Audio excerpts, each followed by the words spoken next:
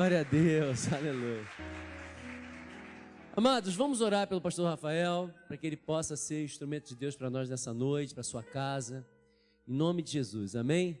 Estenda suas mãos para cá. Senhor, nosso Deus e Pai, no nome de Jesus Cristo e na autoridade do Espírito Santo, toma agora o teu filho nas tuas mãos, usa ele poderosamente, que não seja ele, mas o Senhor através dele, a ministrar esta palavra a esta igreja. Senhor, somos teus filhos e necessitamos do teu alimento, e o Senhor vai usá-lo para nos alimentar nessa noite, Senhor, em nome de Jesus. Nós queremos te pedir que ele esteja livre para ser usado por ti poderosamente, ministrando aos nossos corações. Pai, muito obrigado. Nós te agradecemos porque nós sabemos que o Senhor é um Deus abençoador e não vai negar este bem aos teus filhos que estão aqui nessa noite. É assim que nós oramos, agradecidos no nome de Jesus, e que a igreja do Senhor diga amém e amém. Glória a Deus. Saudações alvinegras. Amém, glória a Deus. A todos os flamenguistas, inclusive. Aqui tem flamenguista, pastor?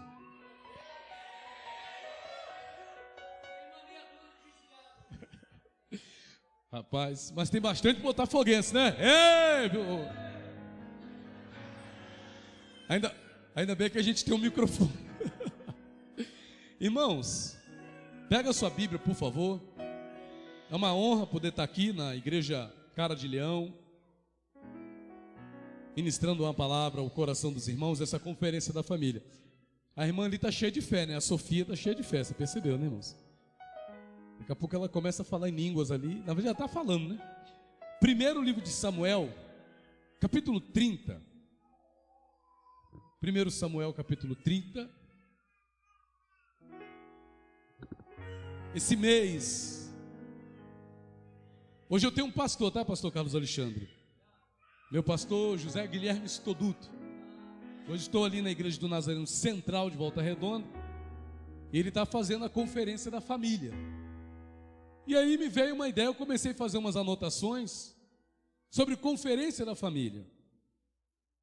E o módulo 1 é: quando o assunto é família, erros da família, o que você sente, né? O que as pessoas sentem? Culpa ou responsabilidade? Isso é um tema, tá? Não vou falar sobre isso. Mas esse é o módulo 1 dessa nossa conferência: culpa ou responsabilidade? E a gente trata sobre esse assunto. No módulo 2, a gente fala desse segundo tema aqui, olha. Os erros de um podem comprometer a todos. Quando se fala de família, quando um erra, todo mundo acaba comprometido. Esse é o segundo tema. No módulo 3, a gente fala sobre o seguinte tema: assumindo o papel de cuidador da família. Quem deve cuidar da sua família? Responde para mim. Quem deve cuidar da sua família? Você está com medo de responder, né? Tem muita gente querendo dizer Deus. Mas será que é Deus que cuida da sua família? Quem deve cuidar da sua família? Nós temos que assumir esse papel de cuidador da nossa família. O módulo 4 é caminhando em prol de uma família restaurada. O que é uma família restaurada? A sua família está restaurada? Aquilo que Deus projetou para ser uma família? Esse é o módulo 4. No módulo 5, a gente fala do seguinte tema: os filhos são influenciados pelos exemplos dos pais. Quem concorda com isso aí? Alguém concorda? Querendo ou não, isso acaba sendo uma verdade, né? E no módulo 6, a gente fala sobre o seguinte tema: a família está sob ataque, porém as nossas atitudes como membros da família são a principal defesa. Diga comigo: as minhas atitudes são a principal defesa. A oração do pastor é importante. A palavra de Deus, a fé, tudo isso é importante. Mas, irmãos, tem muitas pessoas que conhecem a Bíblia, que conhecem a palavra de Deus, mas as atitudes dela favorecem mais o inimigo do que a sua própria família. A pessoa não entende que as atitudes dela, como membro daquela família, é a principal defesa que ela tem. A minha atitude é a defesa pelo bem-estar da minha família. A forma como me posiciono, como eu ajo, é o que vai defender a minha família. Então vamos lá, 1 Samuel capítulo 30, versículo de número 8. É uma promessa que vai ser dita aos ouvidos de um homem de Deus chamado Davi. E a promessa vai vir da seguinte forma, vamos lá. 1 Samuel capítulo 30, versículo 8, diz assim: Então consultou Davi ao Senhor, dizendo: Perseguirei eu o bando, alcançá-lo-ei. Respondeu-lhe o Senhor: Persegue-o, porque de fato o alcançarás e tudo libertarás. Quem crê nesta palavra, diga glória a Deus. Irmãos, essa palavra não é minha, não é de Davi, não é de ninguém. Essa palavra é do Senhor, não é de um homem que disse, um profeta. Mas o próprio Senhor respondeu dizendo: Persegue-o, porque de fato o alcançarás e tudo libertarás. Então quem garante, quem determina a libertação da nossa família é o próprio Deus. Quem incentiva, quem motiva, quem influencia, quem de alguma forma ajuda, estimula a desejar a libertação da família é o próprio Deus. Quem vai me motivar, quem vai te motivar a tomar atitudes em prol da família é o próprio Deus. Então eu entendo que quando uma igreja se move na direção de fazer um propósito, uma conferência, uma campanha, alguma coisa sobre família, eu creio que isso está vindo da parte de quem? De Deus, que é o próprio Deus que está impulsionando para que isso aconteça. Porque Deus se preocupa com a sua família, Deus tem um propósito com a sua família, Deus tem um propósito com a minha família. A base da sociedade é a família. E tudo que a gente puder fazer em prol da família, a gente precisa fazer. E há uma garantia da parte de Deus: persegue, luta, corre atrás, porque de fato alcançarás e tudo libertarás. A libertação já está garantida, já está prometida. Quem crê nisso aí, diga glória a Deus. Isso é um fato, Deus já determinou, Deus já prometeu. Mas para quem foi que Deus deu essa palavra? Vamos ler aqui a partir do versículo 1. Diz assim o texto bíblico, 1 Samuel 30, versículo 1. Para quem essa palavra foi dada? Para quem essa palavra foi direcionada? Versículo 1, nós já sabemos que foi para Davi, mas por quê? Versículo 1, sucedeu pois que chegando Davi e os seus homens ao terceiro dia a Ziclag, já os amalequitas tinham dado com ímpeto contra o sul, e Ziclag e a esta, ferido e queimado. Tinham levado cativas as mulheres que lá se achavam, porém a ninguém mataram, nem pequenos nem grandes. Então somente os levaram consigo e foram seu caminho. Mas levaram em que condição? Cativos. A palavra fala aqui de forma até interessante que tão somente, eu não diria tão somente, não foi tão somente, é só para entender que não mataram, mas levaram todos cativos. Todos estavam aprisionados, todos estavam agora nas mãos do inimigo. E no versículo de número 3 diz assim: Davi e os seus homens vieram à cidade, e ei-la queimada, e as suas mulheres, seus filhos e suas filhas eram levados cativos. Isso foi uma surpresa, ele foi surpreendido. E eu vou falar uma coisa para vocês, irmãos, esse fator surpresa é uma coisa que pega muita gente. Davi jamais imaginaria que voltaria de uma missão, que voltaria de algo que ele estava fazendo, acreditando que estava na direção de Deus, porque tem muita coisa que a gente faz na nossa vida que a gente crê piamente que a gente está fazendo na direção de quem? De Deus. Mas de repente a gente olha e é surpreendido por algumas coisas que a gente não espera. Tenho certeza que Davi não esperava chegar em casa e encontrar a sua casa, a sua família, cadê? Tudo queimado, tudo destruído. Cadê suas filhas? Cadê seus filhos? Cadê suas esposas? Cadê a família dos seus soldados? Cadê? Todo mundo foram levados cativos. Quem esperava por isso? Davi não esperava. O homem segundo o coração de Deus, o homem que na maioria das vezes tudo que fazia era na direção de Deus, ia esperar encontrar a família naquela condição. E nós temos que ter cuidado, irmão, com esse fator surpresa. Tem muita gente sendo surpreendida, tem muita gente levando um susto por descobrir que de repente tem alguém dentro da sua casa que está com depressão, tem alguém dentro da sua casa que está usando drogas, tem alguém dentro da sua casa que está grave, quantos pais e mães já não foram surpreendidos por uma filha ou um filho que chegou em casa dizendo, ou o rapaz, né, minha namorada está grávida, ou a moça dizendo, estou grávida. Isso acontece. São surpresas que ninguém quer, porque a gente muitas das vezes pensa que a nossa família está sob o nosso controle. Está tudo no controle. Está tudo no controle, quando de repente alguma coisa acontece. Eu tenho um pequeno negócio e eu tenho ido a muitas casas, eu tenho conhecido muitas famílias, e eu tenho passado por algumas casas de cristãos inclusive, e numa dessas eu encontrei uma família, marido que é um evangelista de uma denominação, não vou falar qual, claro, por uma questão de ética, e ele me falou, eu trabalhei 2 dias nessa casa. Na segunda-feira a gente conversou, eu só tratei com ele, a gente falou sobre várias coisas, ele gosta de Bíblia, eu também, a gente falou sobre Bíblia, falamos sobre relacionamento conjugal e outras coisas, mas na terça-feira, na hora do almoço, a esposa dele subiu para onde eu estava trabalhando, na área que eu estava trabalhando, e ela olhou da escada e falou assim para mim, estou com depressão. Mas não fala com meu marido não, tá? Ele não pode nem saber que eu estou contando isso para o senhor. E ela começou a descrever a depressão e o motivo da depressão. O motivo da depressão. E qual era o motivo da depressão? Uma traição. Alguns anos atrás. E ela descobriu que a traição de fato não terminou, que continuava havendo alguns contatos ainda dele com essa senhora, com essa moça, com quem ele havia traído.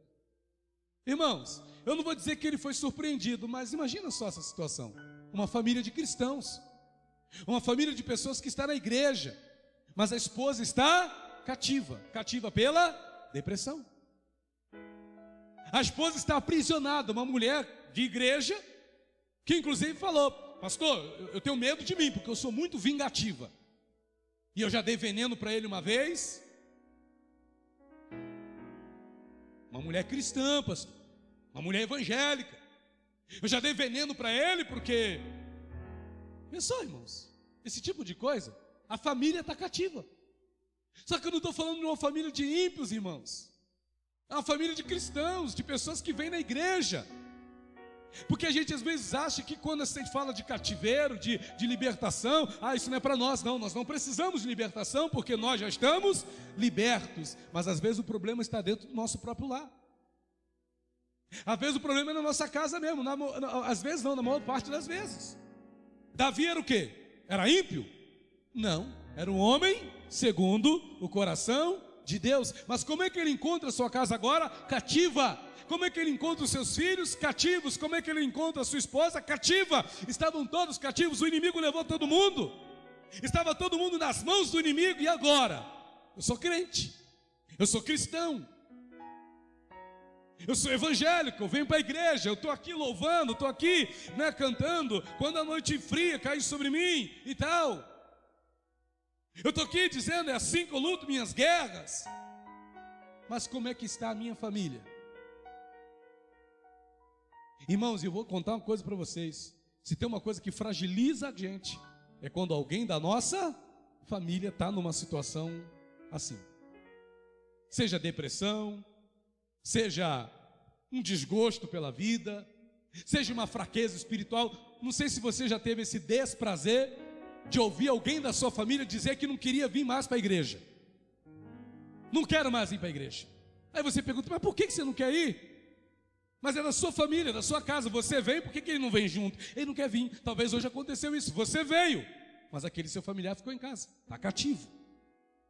Está cativo por ideias, por pensamentos, agora está se dizendo desigrejado, não quer vir mais, está cativo. E cá entre nós, não dá uma surpresa? Poxa vida, que coisa, o cara estava bem, de repente agora não quer ir mais para a igreja? É uma surpresa isso, mas como assim? De repente você não quer mais, de repente você quer sair com seus amigos da balada, de repente você quer beber, de repente quer prostituir, de repente não quer vir mais para a casa de Deus. Por que isso? É uma surpresa. E é assim que acontece, na maioria das vezes. Irmãos, querendo ou não, a gente falha. E cá entre nós, qual é a nossa reação diante disso? Me chama a atenção aqui, 1 Samuel, eu vou dar uma adiantada aqui por causa do tempo, eu não estou vendo o relógio. Isso quer dizer que eu posso ir até meia-noite. Cadê o relógio? Tá lá atrás. Bom, se o senhor confunde estando aqui todo dia, imagina eu. Irmãos, então veja, como é que a gente reage? Como é que a gente fica? 1 Samuel capítulo 30, versículo de número 4. Qual é a nossa reação natural diante dessas surpresas? O quê? Como é que é? Não quer mais ir para a igreja? Está traindo, está prostituindo, está fazendo besteira, mas como assim? Como é que a gente reage quando a gente descobre que alguém da nossa casa está cativo na depressão, nas drogas, no alcoolismo, seja lá no quê? Qual é a nossa reação natural? 1 Samuel capítulo 30, versículo 4. A gente faz isso aqui, olha. Então Davi e o povo que se achava com ele ergueram a voz e choraram, até não terem mais forças para chorar. Então a pessoa chora, a pessoa lamenta, a pessoa se pergunta: por quê? Onde foi que eu errei? O que eu fiz? Só que, irmãos, tem gente que se desgasta só chorando. Tem gente que gasta todas as suas energias só procurando uma razão. Isso não vai mudar nada. Tem gente na sua família cativo na depressão. Eu estava falando esses dias, fui numa igreja ministrar sobre família também, e eu falei sobre a questão do suicídio lá em Santa Cruz. Fui ministrar semana passada, terça-feira passada, quinta-feira passada, lá em Santa Cruz. E nós falávamos sobre o suicídio. Irmãos, é uma surpresa quando um parente, um familiar, de repente, se mata. Quem conta com isso? Quem conta que alguém da sua família vai ser encontrado morto, se matou? Mas essa pessoa fez isso. E suicídio, infelizmente, não está escolhendo faixa etária. É adolescente, é adulto, e não escolhe sexo, é homem, é mulher, e não escolhe nem posição ministerial, porque inclusive tem pastores que vão por esse caminho. Não é uma surpresa? Porque está cativo, está oprimido, está sem paz, está rindo. Mas será que esse riso é sincero? Está falando a paz do Senhor, graça e paz, mas será que tem graça e paz no coração de fato? Está falando que está tudo bem, né? No grupo de amigos está tudo bem, mas quando está sozinho, como é que é? Quando ninguém está vendo, como é que é? Quando os holofotes não estão sobre a pessoa, como é que é? Irmãos, como é que é? E aí muita gente fica surpresa quando vê, poxa, hoje a gente vê a questão do casamento, eu falo muito sobre casamento, casais que aparentemente estão bem e de repente estão se separando. Casais que a gente vê vindo para a igreja juntos, que as pessoas olham e admiram, mas de repente o divórcio bate a porta, irmãos, isso está acontecendo. O cativeiro está aí. E nós estamos sendo surpreendidos. E qual é a nossa primeira reação? Chorar, lamentar. E eles estavam ali chorando. Eram guerreiros, eram homens de guerra, eram homens que Davi podia contar para enfrentar qualquer adversário. Mas agora esses homens não têm força para fazer outra coisa senão chorar. Diga comigo, somos guerreiros. Mas dependendo da situação, os guerreiros também choram. Eu achei interessante, eu vi o pastor Ioséias saindo do monte aqui, eu estava indo no monte, e o pastor Ioséias estava saindo do monte, e um rapaz estava falando alguma coisa com ele, e o rapaz falou assim: pastor Ioséias, não fica triste não, tá? Eu não sei quem estava falando com o pastor. E às vezes as pessoas falam coisas com a gente e pedem para nós não ficarmos tristes. Eu fiquei com aquilo na cabeça, como assim? Eu não posso ficar triste? O pastor não pode ficar triste? Pastor, não fica triste não. Tem gente que se um pastor disser que está triste, tem gente que se um pastor disser que está angustiado, o pastor desviou. Não. Pastor Carlos Alexandre está aqui quantos anos, pastor? 15 anos. É um guerreiro da fé. Mas você acha que esse homem já não teve momento de tristeza? De angústia? De aflição? Com certeza já.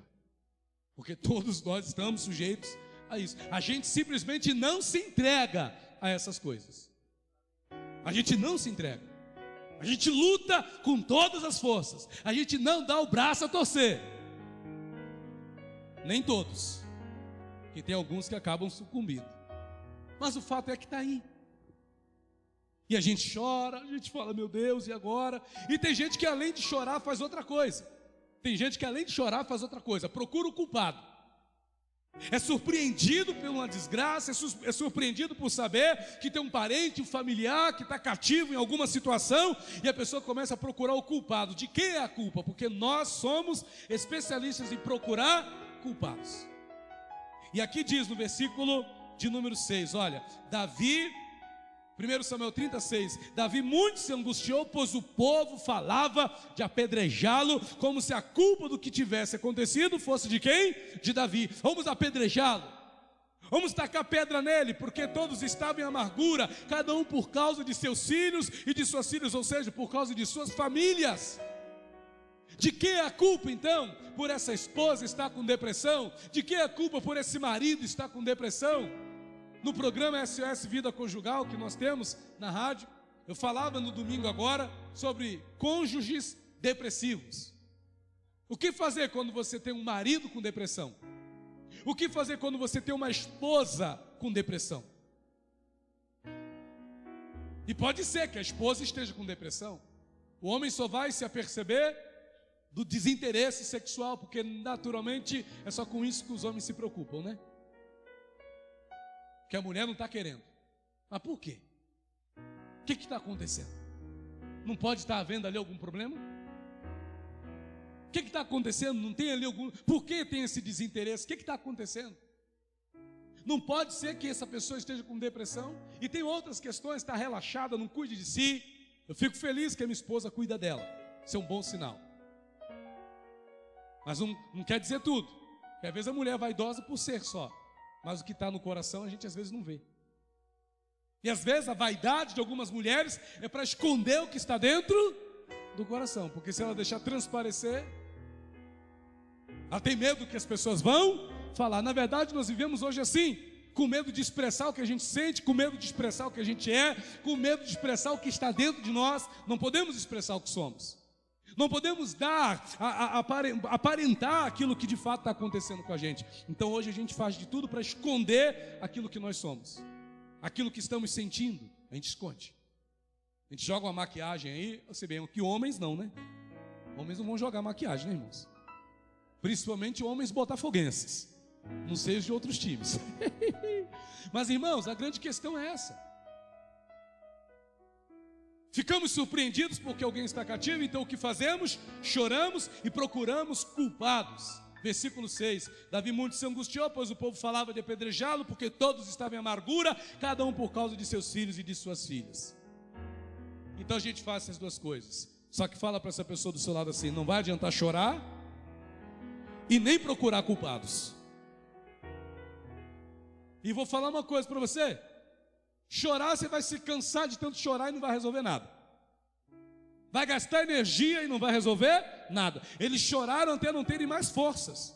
Eram soldados, eram guerreiros, tinham que lutar. Mas eles se desgastam chorando, lamentando aquele fato, se amargurando. E segundo, procurando o culpado. E o culpado era Davi, porque tem que ter um culpado. A culpa é do pastor, que não orou. A culpa é do pastor que não deu atenção. A culpa é do pastor que não...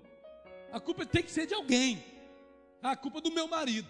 Não, a culpa é do meu filho, é da mãe. Não, a culpa é do meu pai. A culpa é da minha mãe. A culpa é de alguém. E hoje o povo nem o diabo o povo quer culpar mais. Hoje está todo mundo querendo tratar o diabo bem. Não sei o que está acontecendo. Mas antigamente a gente colocava a culpa no diabo, né? A culpa é de Satanás, está amarrado o diabo. Hoje nem isso as pessoas querem fazer. Elas culpam umas às outras, mas não querem culpar o diabo. Na verdade até parece que o diabo não existe mais. Só que ele continua aí, bramando como leão, procurando a quem possa tragar. Ele continua aí andando em derredor, destruindo quem está dando brecha. Só que não adianta então eu ficar chorando, não adianta então eu ficar procurando culpados. Davi vai entender isso, e o que ele vai fazer? Algumas coisas que eu acho interessante a gente frisar aqui. No finalzinho do versículo 6 diz assim, olha, porém Davi se reanimou no Senhor seu Deus. Diga comigo, se reanimou. É para isso que você vem aqui na igreja, para se reanimar. Ou seja, para se animar de novo. Para se animar de novo. Cada louvor, cada oração, cada palavra, tudo que é feito de cima desse altar é para te dar ânimo de novo. A gente tem a tendência de perder o ânimo no decorrer da caminhada, mas Deus nos reanima. Ele nos anima de novo para buscar, Ele nos anima de novo para perseguir o propósito que Ele tem para a nossa vida. Ele nos anima de novo. Quem aqui está sendo reanimado pelo Senhor nessa noite, diga glória a Deus. Ele te reanima para você seguir em frente, para você lutar, para você fazer aquilo para o qual você foi chamado para fazer. Então Ele nos reanima. E Davi faz isso, se reanima no Senhor seu Deus. Bacana, bonito, legal. E no versículo 7 ele vai fazer mais. Disse Davi a Abiatar, o sacerdote, filho de Aimeleque: traz-me aqui a estola sacerdotal. E Abiatar a trouxe a Davi. Então consultou Davi ao Senhor, dizendo: vai pedir direção a quem? A Deus. Vai falar com Deus, vai pedir direção para Deus. Deus, o que eu faço?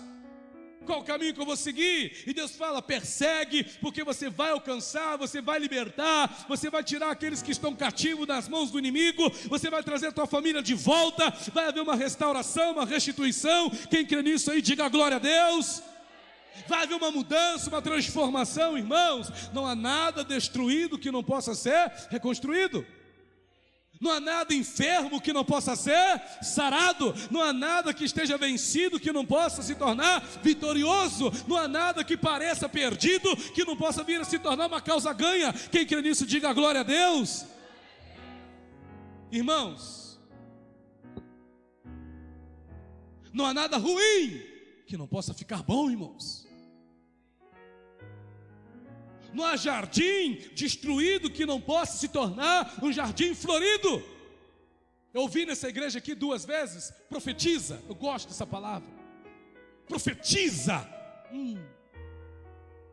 Eu creio no poder disso, pastor Carlos Alexandre. Eu creio no poder disso. Creio. Eu tenho um programa no rádio que é tempo de profetizar. É tempo de profetizar, irmãos. Eu falei no domingo. A gente quer profetizar só nos tempos bons. Eclesiastes 3 fala: tempo de perder, tempo de ganhar, papá. Só que a gente quer tempo de ganhar, mas a gente não profetiza no tempo de perder, que a gente vai ganhar. A gente quer tempo de sorrir, mas a gente não profetiza no tempo de chorar, que a gente vai sorrir. Então, o ser profeta é ir na contramão da circunstância. Todos os profetas, eles agiram dessa forma. Isso aqui é tema para uma outra oportunidade, mas irmãos, é fato. Profetas não se rendem às circunstâncias nas quais eles estão inseridos. Profetas vão na contramão da circunstância em que ele está. Foi assim com Elias, foi assim com Eliseu, foi assim com Jeremias, sempre na direção contrária. O profeta não se entrega. Fala para essa pessoa do seu lado aí: profetiza. Deus deu uma palavra para Davi, qual foi? Você vai perseguir, você vai alcançar, você vai libertar. Diga comigo: vai ter libertação.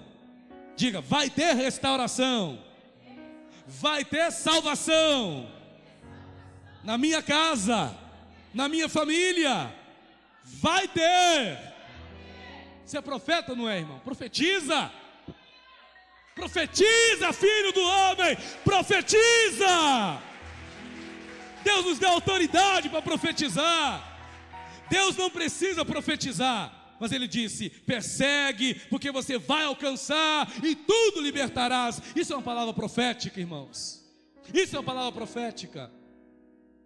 Bonito. Aí Davi faz o quê? Partiu, pois Davi, ele e os 600 homens que com ele se achavam, e chegaram ao ribeiro de Besó, onde os retardatários ficaram. Diga comigo: ele partiu.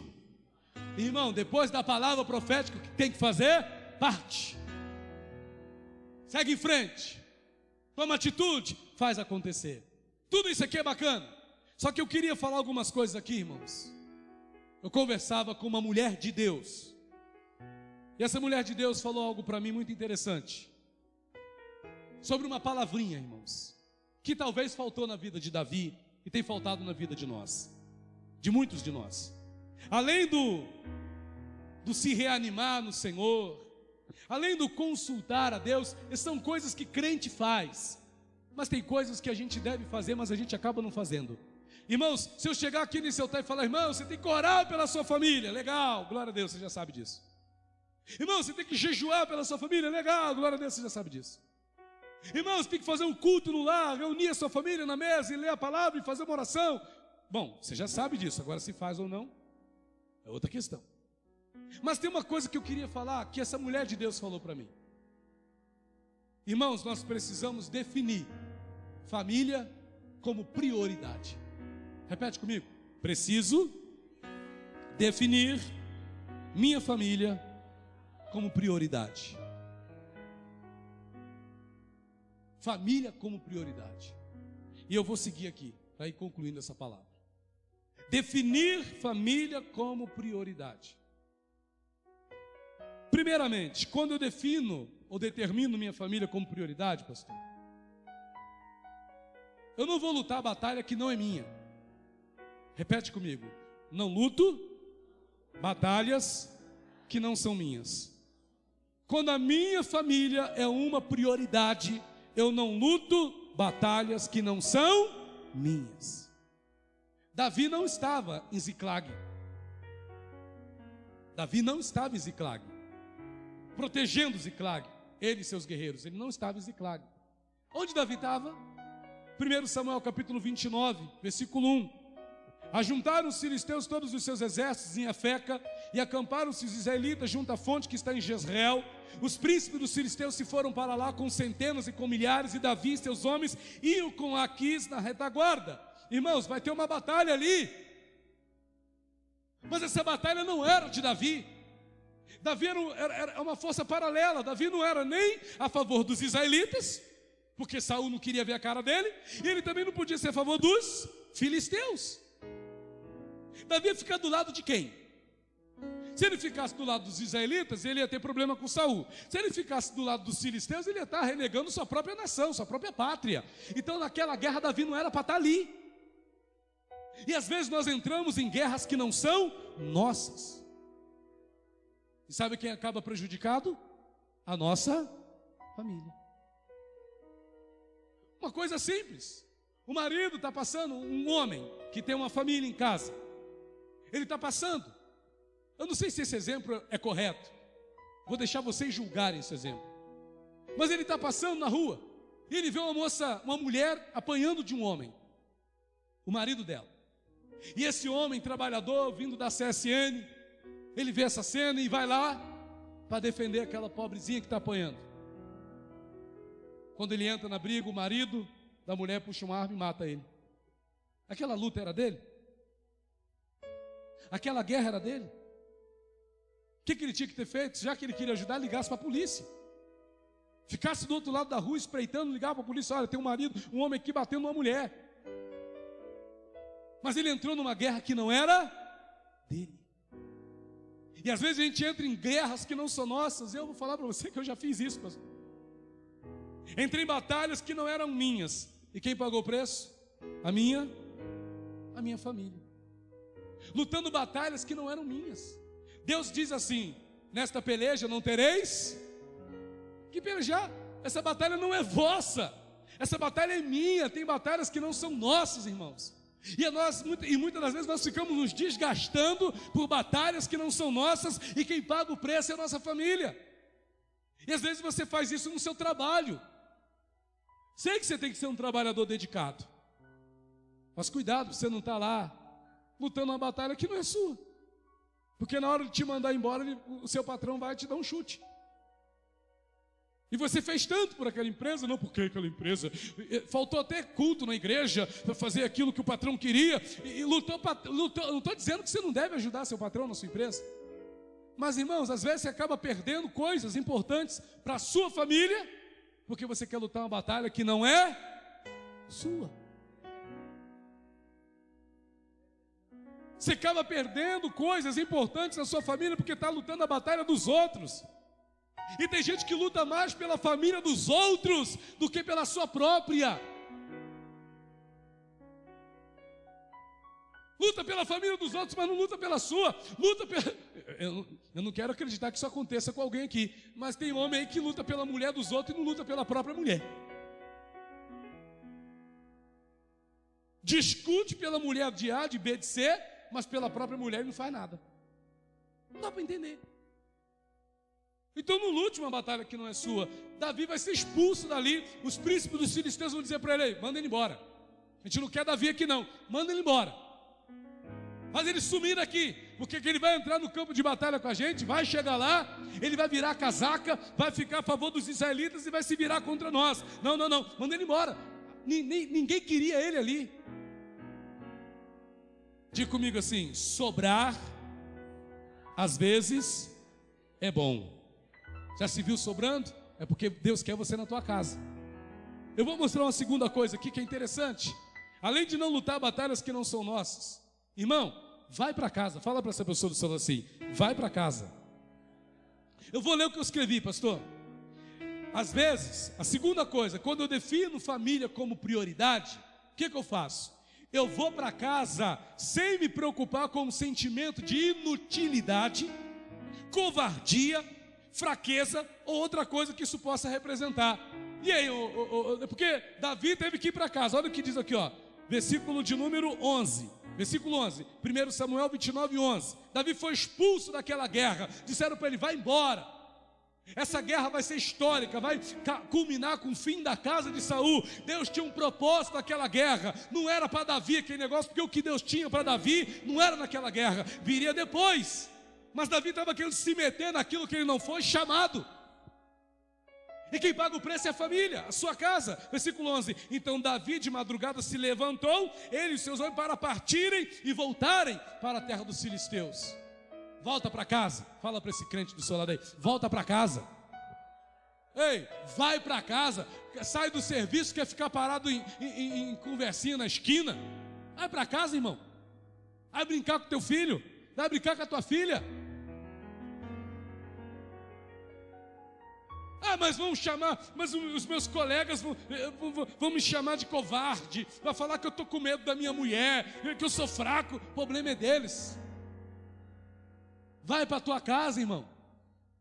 Vai para casa. De novo, repete aí para esse crente do teu lado aí: vai para casa. Ué, quer ter a família como prioridade? Quer ficar na casa dos outros? Só quer chegar em casa na hora de dormir? E ainda quer ter intimidade. Ia falar outra coisa. E ainda quer ter intimidade. Vai para casa. Já passa o dia todo fora de casa trabalhando. Aí quando chega a hora de ir para casa, não quer ir. Quer ficar na rua. Quer bater papo. Quer ficar na esquina. Como é que é aquela música da esquina? Parado na esquina, não sei o quê. Tinha uma música assim, né? O cara fica na esquina procurando as meninas. Quem fica na esquina acaba, vai, arruma ideia. Irmão, Davi recebeu uma ordem: volta para casa. Quem quer ter a prioridade na família tem que ir para casa, irmão. Primeiro, não lute lutas, guerras, batalhas que não são suas. Segundo, entenda que às vezes é necessário que a gente vá para onde? Para casa, sem se preocupar se a gente está sendo inútil, sem se preocupar se a gente está sendo covarde, sem se preocupar se a gente está demonstrando fraqueza, sem se preocupar que é a mulher que manda em mim. E de fato, de vez em quando, acaba sendo assim. A minha mulher é uma benção, ela não questiona quando eu demoro. Só quando eu demoro muito, que às vezes acontece. Estou em algum lugar que o sinal não pega. Eu tenho andado em alguns lugares que o sinal do meu celular, não sei o que acontece com a TIM e com a Oi aqui em Volta Redonda, que tem lugares que só Jesus. E a mulher fica desesperada, preocupada. Mas no decorrer das coisas, mulheres não são assim pegajosas. Mulheres dão liberdade para os maridos, não é? Ai, ai. Continuando. Irmãos, quando eu defino família como prioridade, irmãos, eu não sou retardatário. Repete comigo: eu não sou retardatário. O que é o retardatário, irmãos? É o que está sempre atrasado. Vou definir: é o que sempre sabe das coisas por último. Todo mundo fica sabendo, mas ele não. Teu filho está com um problema, a escola sabe, você não sabe. Todo mundo sabe. Tua esposa está com problema, todo mundo sabe, só você que não. Você é um retardatário. Só sabe das coisas por último. Sempre chega atrasado. É porque não tem a família como prioridade. Então nunca fica sabendo das coisas a tempo de fazer alguma coisa. Quando vai saber já é tarde demais. Fala para essa pessoa, não seja retardatário. Não fique para trás. Irmão, não fique para trás em relação ao que acontece na sua família. E eu posso contar um segredo, Davi fez tudo isso. Ele foi retardatário. Não tenho tempo para pregar aqui sobre isso, mas aconteceu uma desgraça na casa de Davi, a ponto de um irmão estuprar a própria irmã. Aminon estuprou Tamar. Irmãos. E Davi só foi saber depois o que estava acontecendo com Aminon. Retardatários. Davi chegava atrasado. Quando o assunto era família, o que, meu filho? Minha filha? Minha mulher? Meu marido? Não sei. Não sabe. A vizinha sabe, a fofoqueira. Ela sabe. E o Facebook sabe. O Instagram sabe. O status do WhatsApp sabe. A igreja sabe. Mas o camarada não sabe. O retardatário não sabe. Sabe por quê? Porque não olha nos olhos da esposa, não olha nos olhos do marido, não olha nos olhos dos filhos. Irmãos, nós estamos sem tempo para olhar nos olhos uns dos outros, dentro de casa. Porque hoje nós temos um lugar para olhar.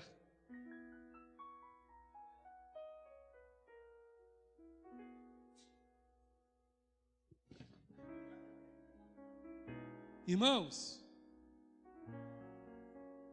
antes a gente olhava assim, agora a gente olha assim. Os nossos olhos estão em tudo, menos nos membros da nossa família. Então é o último a saber, é o retardatário. Olha aqui, fica para trás, versículo de número 9. 1 Samuel 30, versículo 9, já vou concluir. Partiu, pois, Davi, ele e os 600 homens que com ele se achavam, e chegaram ao ribeiro de Besor, onde os retardatários ficaram. Os retardatários ficam para trás. Ficam para trás. E Deus não me chamou para ser retardatário, Deus não te chamou para ser retardatário. Nós temos que ser os primeiros a saber tudo o que está acontecendo dentro da nossa casa.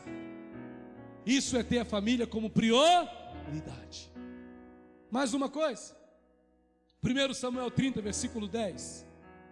Davi, porém, 400 homens continuaram a perseguição, pois que 200 ficaram atrás por não poderem, de cansados que estavam, passar o ribeiro de Besor. Diga comigo assim: estou cansado.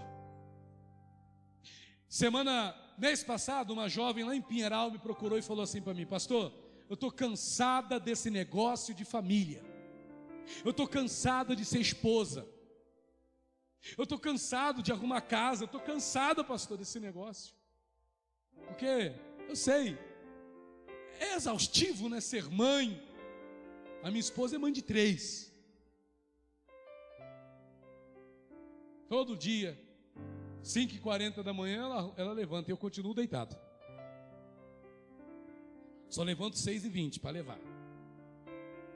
Mais 5h45 é ela que levanta. Aí arruma todo mundo. Vai para a escola. Todo dia. Segunda a sexta. Eu sei que a minha esposa não está sozinha nessa. A pastora Valesca já passou dessa fase, mas daqui a pouco vem os netos. Aliás, já tem neto, né, pastor? Então, irmãos, é exaustivo, é cansativo. É lavação de roupa todo dia. Lava a roupa todo dia. E agonia. Irmãos, quem aguenta? É cansativo, cansa. Então a mulher fica cansada, está cansada. Aí chega de noite, o marido vai, nem vem, estou cansada. Aí vem o marido, trabalhou o dia todo. Pedreiro, pintor, policial, bombeiro, advogado, CSN, CLT, empreendedor. Chegou em casa de noite, pastor. Chegou em casa de noite. Como é que chega? Cansado. Cansado, estou cansado. Cansado, estou cansado, vou ficar cansado. Mas não está cansado para pegar no celular. mas não está cansado para ligar a TV, mas não está cansado para ficar no notebook, mas não está cansado para outras coisas, mas para cuidar da família está cansado, para bater um papo com a esposa está cansado, para olhar nos olhos dos filhos está cansado. Tem gente que recebeu unção do cansaço, pastor. Só vive cansado. É o cansaço ambulante. Irmãos, não dá para entender. Quando a família não é prioridade, irmãos, a palavra é chula, esse termo, né? É chulo, esse tal de se vira, mas é quase isso que eu quero dizer. Você tem família, meu irmão, dá teu jeito. Pronto, dá teu jeito é mais bonito. Não dá para ficar dizendo todo dia que está cansado. Irmão, criança quer brincar, filhos querem brincar. Não tem jeito, quer brincar. E meu filho Rael, de 5 anos, fala comigo: pai, brinca comigo, pai. Ele fala assim: brinca comigo. Ele aprendeu a falar assim: brinca comigo, pai. Esse brinca comigo, pai, me mata, irmãos. Como é que você diz não? Pô, brinca comigo, pai. Depois, agora não. Depois, lá em casa a gente tem 2 notebooks agora. Tem a televisão, tem o Wi-Fi. Então toda casa tem. Hoje qual é a casa que não tem? Não é? Irmão, toda casa tem. Até a casa do cachorro tem Wi-Fi hoje em dia. Então, o cachorro está lá no WhatsApp. Uau, uau, uau. Uau, uau, uau. Não é? Está lá, até o cachorro. Mas, irmãos, a grande questão é essa. Então, para essas coisas nós não temos cansaço. Mas para brincar com o filho, estou cansado. Para levar num parquinho lá no Bramil, lá, tá um parquinho lá no Ilha Parque. Ilha Parque? Fala o nome. É Ilha Parque, né? Tem um parquinho lá. Leva o filho lá, irmãos. Mas não dá para ficar com essa desculpa todo dia de estou cansado. Quem tem família como prioridade tem que fazer, sabe o quê? Tirar forças da fraqueza. Como os heróis da fé faziam, lá em Hebreus 11. Irmão, tire forças do cansaço. Dá um jeito, irmão. Você consegue. Você tem Espírito Santo ou não tem? Então, irmãos, é a minha família, eu tenho que brincar. Eu estou cansado, estou. Ralei o dia todo, sim. Acordei cedo, sim. Mas eu tenho família. E se a minha família é uma prioridade, não importa o quanto eu esteja cansado, eu vou cuidar da minha família. Eu vou dar atenção para a minha família. Porque se eu não fizer isso, essa palavra ameaçadora não é legal, mas outro vai fazer. E o outro, irmão, não estou dizendo um amante, não estou dizendo uma amante, não, estou falando o outro, Satanás, o diabo está aí. Mas vai que seja isso também, né? Vigia, irmãos. Cuidado, o Ricardão está aí, né? Cheio de disposição, né? E você cansado. Não, lá em casa não tem espaço para cansaço, não pode ter, irmãos.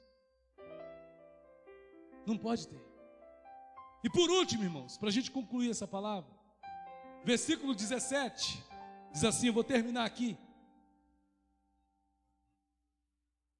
Diga comigo assim, sem parcimônia. Irmãos, só pode ter sido o Espírito Santo para me dar essa palavra aqui, porque, irmãos, eu não uso essa palavra, parcimônia, mas ela me veio na hora que eu estava meditando aqui nessa palavra, parcimônia. Segundo os estudiosos aí, o significado das palavras, é como se menos é melhor. Parcimônia. A definição direta seria essa: menos é melhor. Por isso, sem parcimônia. Menos é melhor. Depende.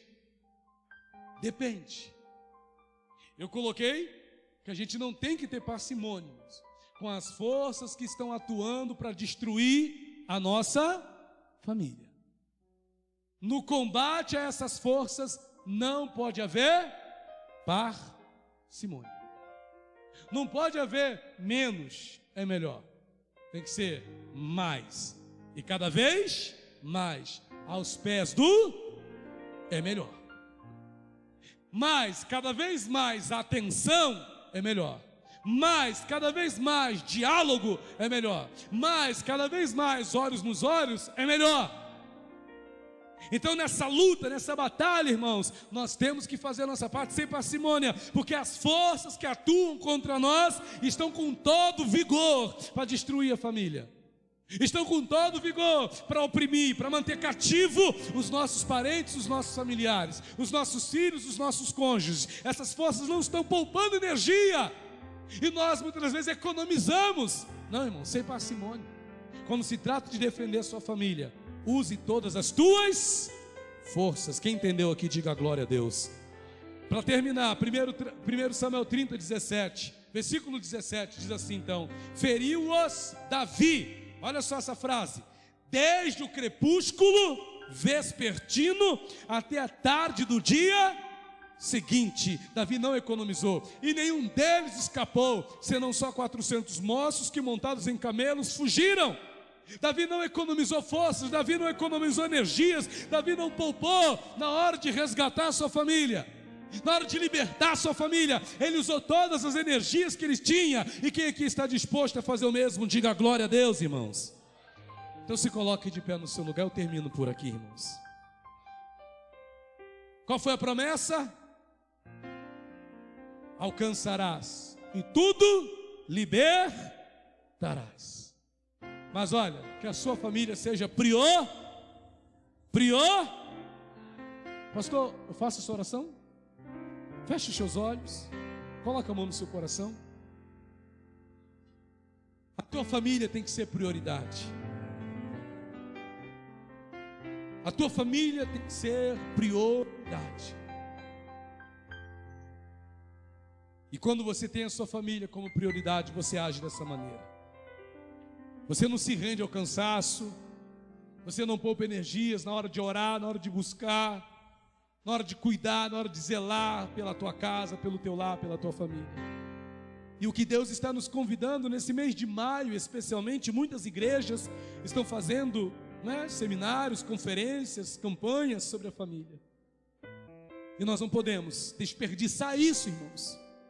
Seja lá quantos mais vão passar nesse altar pregando palavras de encorajamento para você cuidar da sua família, se aproprie de tudo, pegue tudo, agarre tudo e use, põe em prática a favor da tua família.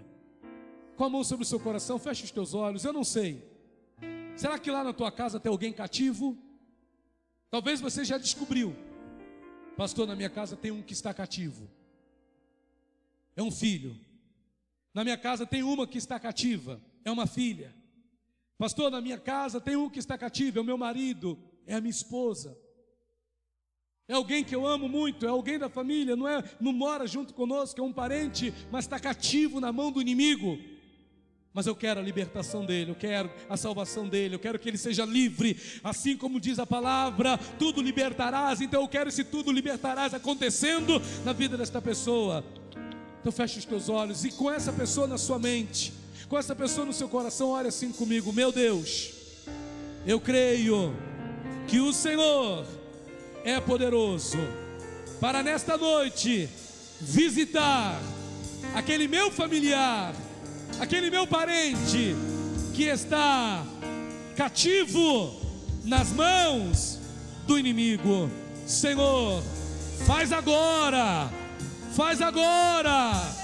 todo cativeiro cair por terra, e que eu possa ver a minha casa, a minha família liberta de todo mal, de todo jugo, de toda influência do maligno, em nome de Jesus.